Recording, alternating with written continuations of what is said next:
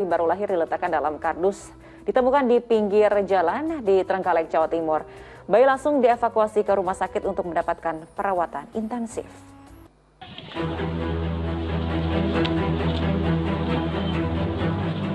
Dengan sigap dan hati-hati, petugas Polres Trenggalek langsung mengevakuasi bayi yang ditemukan warga menangis dalam kardus di pinggir jalan Desa Panggung Sari, Trenggalek, Jawa Timur. Saat ditemukan, bayi dalam kondisi telanjang dan kedinginan. Bayi yang baru berusia beberapa jam tersebut langsung mendapatkan perawatan intensif di RSUD Dr. Sutomo, Trenggalek. Setelah diamankan, bayi dengan berat 2,8 kg dengan jenis kelamin laki-laki itu dinyatakan sehat. Dari hasil perkembangannya, bayinya sehat, Ibu ya. Dengan berat 2,88 kg dan semua tanda-tanda kesehatannya normal. Untuk langkah selanjutnya adalah kami akan melakukan penyelidikan terhadap siapa pelaku yang membuang bayi ini. Petugas masih belum dapat menyimpulkan apakah bayi ini sengaja dibuang oleh orang tuanya atau korban penculikan.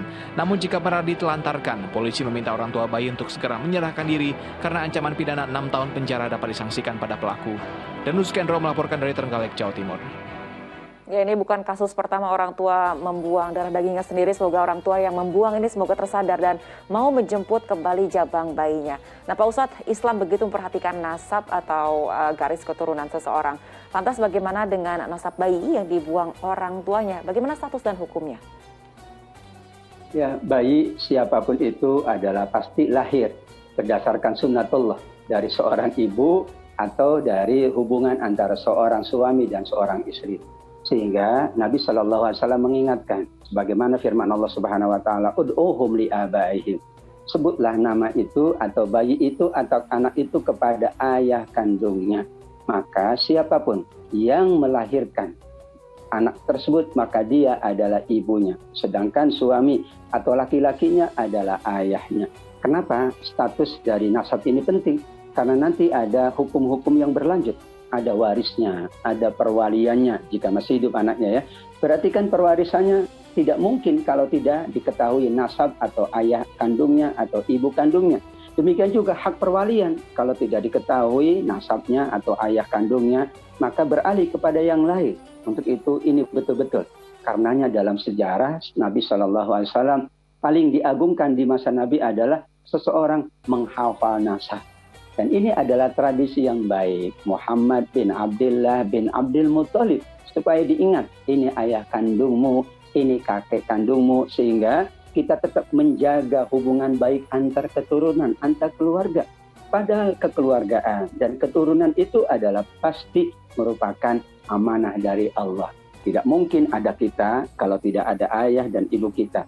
Tidak mungkin ada ayah dan ibu kita kalau tidak ada sebelumnya kakek dan nenek kita. Kita jaga hubungan baik tersebut dan menghafal nasihat atau mempertahankan garis keturunan adalah juga bagian dari ibadah yang mulia karena nanti ada hubungan dengan pernikahannya, ada hubungan dengan perwarisannya, mungkin ada pendidikannya menginginkan siapa orang tua kandungnya atau orang tua yang akan bertanggung jawab kepada anak tersebut. Meskipun bayi itu sudah wafat, tetap saja dibinkannya adalah kepada ayah kandungnya dan ayah kandungnya harus menerima bahwa itu amanah dari Allah Subhanahu wa Ta'ala. Baik, Pak Ustadz, ini banyak pasangan muda yang sudah menikah begitu ya, tapi mereka belum siap begitu punya anak. Kemudian akhirnya mereka menunda untuk memiliki anak dengan berbagai alasan. Nah, dalam Islam bagaimana sih hukumnya menunda punya anak? Ya, memang orang tua punya hak untuk dalam tanda kutip ya menunda. Kenapa? Karena memang merasakan belum siap. Dan itu digariskan oleh surat An-Nisa ayat ke-9.